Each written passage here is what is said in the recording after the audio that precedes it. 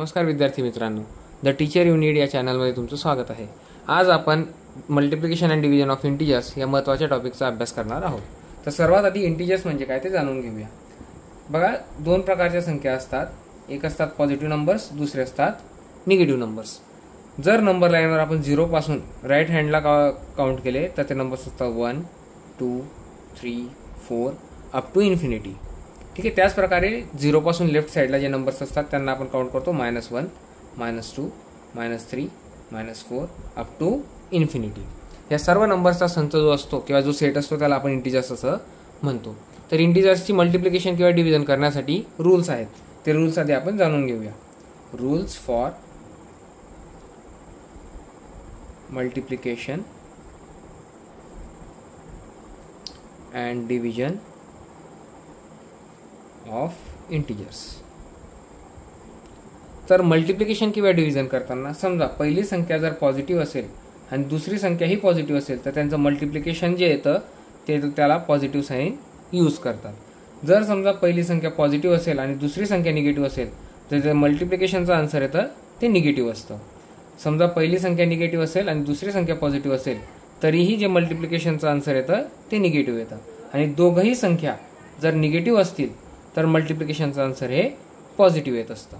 For example, जर आपण एखादा एक्झाम्पल कन्सिडर केलं -8 × 4, तर या ठिकाणी -8 पहिली संख्या ही निगेटिव्ह आहे आणि दुसरी संख्या पॉझिटिव्ह आहे, त्यामुळे आपलं जे आन्सर येईल ते निगेटिव्ह असणार आहे।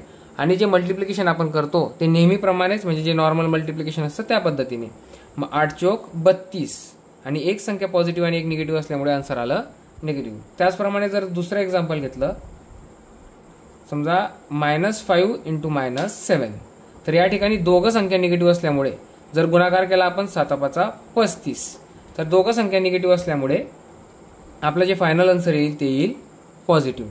या रूल्सनुसार आपल्याला फायनल आन्सरला साइन्स द्यायचे असतात। त्याचप्रमाणे समजा तिसरं एक्झाम्पल घेतलं आपण, जे नॉर्मल मल्टिप्लिकेशन आपण आजपर्यंत करत आलेलो आहे, जसं की 9 × 2, तर याचा आन्सर येईल 9 × 2 = 18 म्हणजे 18, आणि दोघं संख्या पॉझिटिव्ह असल्यामुळे जे आन्सर येईल ते पण पॉझिटिव्ह असेल। आणि समजा जर उत्तर पॉझिटिव्ह आलं आणि त्याला तुम्ही साइन नाही दिलं तरीही चालतं, ती संख्या पॉझिटिव्ह कन्सिडर केली जाते। आपण अजून एक शेवटचं एक्झाम्पल घेऊया। समजा पहिली संख्या पॉझिटिव्ह असेल, फॉर एक्झाम्पल 10 × सेकंड नंबर जर समजा निगेटिव्ह असेल -4, तर फायनल आन्सर जे येईल ते आन्सर असेल 40, परंतु एक संख्या पॉझिटिव्ह आणि दुसरी संख्या निगेटिव्ह असल्यामुळे फायनल आन्सर येईल negative. So 10 × -4 will be -40। Same याच पद्धतीने आपण डिव्हिजन देखील करू शकतो। फॉर एक्झाम्पल, डिव्हिजनचे जर एक्झाम्पल घेतले तर त्यासाठी रूल्स सेम आहेत।